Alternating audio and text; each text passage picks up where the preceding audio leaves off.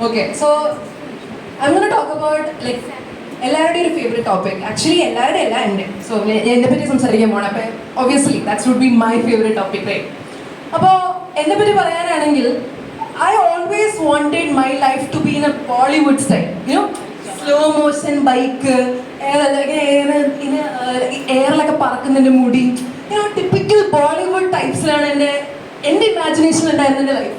But kind of ജീവിതം ഇങ്ങനെ മുന്നോട്ട് പോയപ്പോൾ എനിക്ക് മനസ്സിലായി kind of ബോളിവുഡ് ടൈപ്പിലെ നായികയൊന്നും ഞാൻ ആയില്ലെങ്കിലും ചെറുതായിട്ട് ഏഷ്യൻ സീരിയലിലെ നായികയുടെ അവളുടെ ലൈഫിൽ ഡ്രാമയൊക്കെ എൻ്റെ ലൈഫിലുണ്ടായിരുന്നു. ഒരുമാതിരി kind of അതായിരുന്നു എൻ്റെ ജീവിതം. അല്ല, കയ്യിലിരിപ്പിൻ്റെ കൂടെയാണ്. അപ്പൊ അതില് ഈ സീരിയലൊക്കെ നമ്മൾ മിക്കവാറും ഡയലോഗ് കാണും, എൻ്റെ അമ്മയെ കണ്ടു എന്ന് അങ്ങനെ പോണ്ടി വന്നിട്ടില്ലെങ്കിലും അമ്മയെ തല്ലരുത് എന്ന് കുറെ പ്രാവശ്യം സിറ്റുവേഷൻ എനിക്ക് പറയേണ്ടി വന്നിട്ടുണ്ട്. സംഭവം എന്താ വെച്ചാൽ ഞാൻ ഭയങ്കര ഒരു ക്യൂരിയസ് ആയിട്ടുള്ള ചൈൽഡ് ആയിരുന്നു.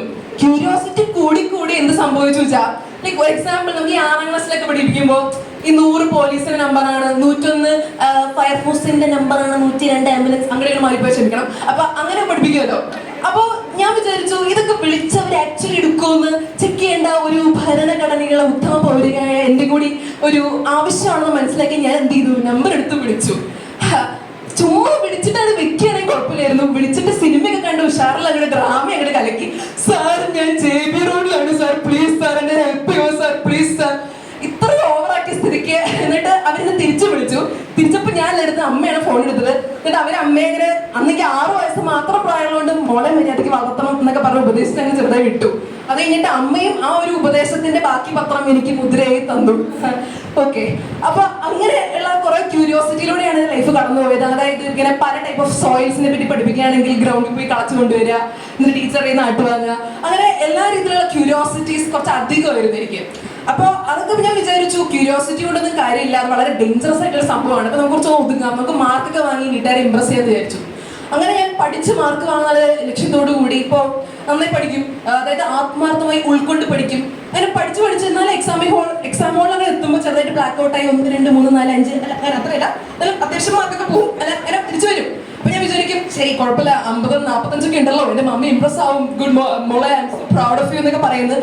പക്ഷെ 50, 45 കൊണ്ട് വീട്ടിൽ വരുമ്പോൾ എന്നെ പറയും പോയ 5 മാർക്കിന് എന്റെ അമ്മയ്ക്ക് കൂടുതൽ വില, കിട്ടിയ 45 മാർക്കിന് അത്ര വില ഉണ്ടായിരുന്നില്ല. അപ്പൊ ഞാൻ അവിടെയും ഡിസപ്പോയിന്റഡ് ആയി. ഓക്കെ, എന്റെ 45 വില ഉണ്ടായിരുന്നില്ല.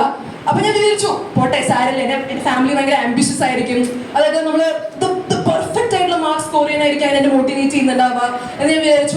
Okay, ambitious family hero. അപ്പൊ ഞാൻ വിചാരിച്ചു അമ്മ നമുക്ക് എന്തുകൊണ്ടാണ് Santro, why don't we have a BMW?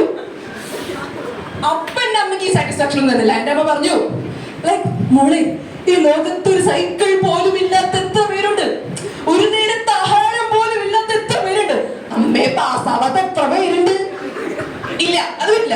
So അപ്പൊ അവിടെ സാറ്റിസ്ഫാക്ഷൻ ഒന്നും ഉണ്ടായിരുന്നില്ല. The world is filled with double standards, you know. പക്ഷെ ഇങ്ങനെയൊന്നും ഞാൻ അമ്മയുടെ മുഖത്തേക്ക് പറയുന്നില്ല, ബിക്കോസ് മുദ്രപത്രം ഓർമ്മയുണ്ടല്ലോ. അപ്പൊ അങ്ങനെയാണ് എന്റെ ലൈഫ് കുറെ കാലം മുന്നോട്ട് പോയത്. ഞാനും അതിന്റെ പുറകെ അങ്ങനെ സഞ്ചരിച്ചു പോയി. Life travelled, I travelled. അപ്പൊ അങ്ങനെ ഞാൻ ശരി വിചാരിച്ചു ഇതൊക്കെ പോട്ടെ, ഇനി ഞാൻ കോളേജിൽ ചെന്ന് അങ്ങോട്ട് കലക്കാം എന്ന് വിചാരിച്ചാൽ കോളേജിൽ ഞാൻ സ്റ്റെപ്പ് ചെയ്യണം, അവിടെ പോയി കൂളാവാം, യുനോ മൈ ഡ്രീം.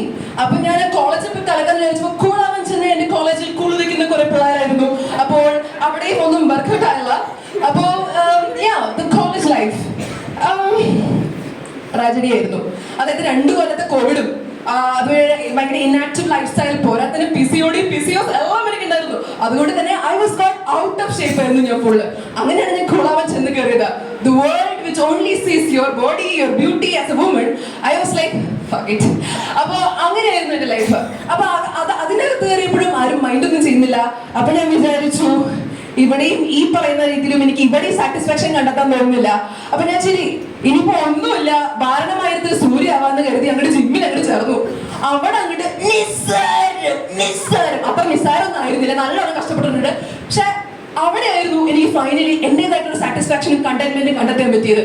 അങ്ങനെ ഞാൻ മറ്റുള്ളവരുടെ മുമ്പിലായില്ലെങ്കിലും എന്റെ ഉള്ളിൽ ഞാനൊരു ബോളിവുഡ് ഹീറോ ആണ്. Yes, that's my life and that's my time. Thank you, Sridhar, for the stage.